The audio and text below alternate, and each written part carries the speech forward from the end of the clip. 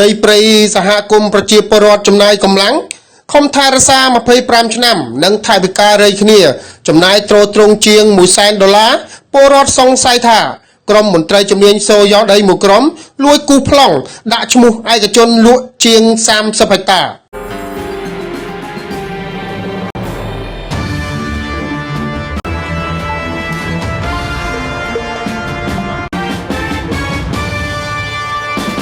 ខេត្តបរសែននោះបងប្អូននៅសហគមន៍អ្នកតាថ្មប្រងសង្ស័យថាមានក្រុមមន្ត្រីជំនាញសូយ៉ដីលុបលន់មួយចំនួនសំងំលាក់ខ្លួនក្រោមនយោបាយសន្តិភាពរបស់រដ្ឋាភិបាលឆ្លៀតឱកាសចំនួនក្រុមនិស្សិតចុះវាស់វែងប្លង់01គូសដីព្រៃសហគមន៍យកធ្វើជាកម្មសិទ្ធិឯកជនអំពើកេងប្រវ័ញ្ចទ្រព្យសម្បត្តិពលរដ្ឋនិងទ្រព្យសម្បត្តិរដ្ឋដើម្បីធ្វើ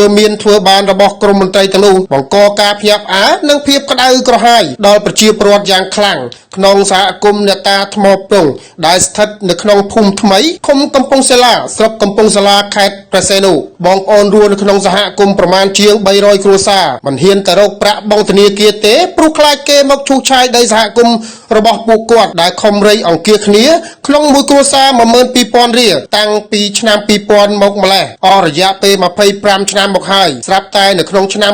2025នេះបែរជាលេចចេញប្លង់ចំនួននិស្សិត01ចំនួន5ប្លង់កម្មសិទ្ធិឯកជនក្របលើដីសហគមន៍គណៈដីនេះគឺជាដីព្រៃស្រោងមានដើមឈើធំមិនមានប្រជាពលរដ្ឋណាកាន់កាប់អាស្រ័យផលតាំងពីដើមមកឡើយហើយប្លង់សម្គាល់កម្មសិទ្ធិក៏មិនមែនជាប្រជាពលរដ្ឋរស់នៅក្នុងមូលដ្ឋាននេះផងដែរប្រជាពលរដ្ឋក្នុងសហគមន៍មានការងឿងឆ្ងល់យ៉ាងខ្លាំងថាតើពួកម្ចាស់ប្លង់ទាំងនេះនៅភូមិឃុំស្រុកខេត្តណាហើយទិញពីប្រជាពលរដ្ឋរូបណាមានសញ្ញាដឹងឮពីអាជ្ញាធរភូមិឃុំដែរឬទេទើបបានជីបគាត់ស្នើសុំក្រុមនិស្សិតវាស់វែងធ្វើប្លង់បានតើប្លង់នេះកសាងឡើងដោយរបៀបណាហើយប្រជាពលរដ្ឋក្នុងសហគមន៍ក៏បាននាំគ្នាផ្តិតមេដៃស្នើសុំអន្តរាគមន៍ពីក្រសួងពាក់ព័ន្ធដើម្បីស៊ើបអង្កេតស្រាវជ្រាវផងដែរតែនៅចុងខែ2ដើមខែ3នេះក៏មានគ្រឿងចាក់មកវាយដីព្រៃសហគមន៍ខាងលើដោយភ្ជាប់មកជាមួយនៅលិខិតអនុញ្ញាតឲ្យឈូសឆាយ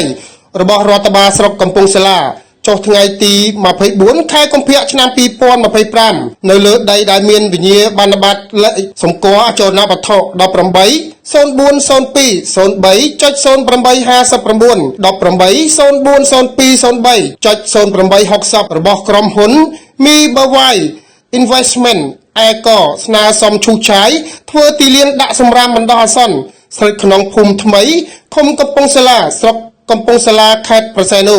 ពាក់ព័ន្ធនឹងករណីខាងលើនេះអង្គភាពសារព័ត៌មានយើងបានតាក់ទងតាមទូរស័ព្ទទៅលោកច័ន្ទពន្លកអភិបាលរងនៃគណៈអភិបាលស្រុកកំពង់សាឡានៅព្រឹកថ្ងៃទី4ខែមីនាឆ្នាំ2025នេះលោកបានបញ្ជាក់ប្រាប់ថារឿងកសាងបាននេះគឺចេញតាំងពីចំនួនក្រុមនិស្សិតចុះវាស់វែងប្លង់01មកម្លេះលោកពុំបានដឹងទេដោយឡែកនៅពេលនេះដោយមានការណែនាំពីអាដាមអភិបាលខេត្តបរសែននោះតម្រូវឲ្យស្រុកនីមួយៗត្រូវមានទីលានចាក់សម្រាមឲ្យស្របតាមក្រសួងបរិស្ថានលោកបានបន្តថាដោយសារតែខាងស្រុកមើលឃើញថាមានទីតាំងនេះដែលអាចធ្វើ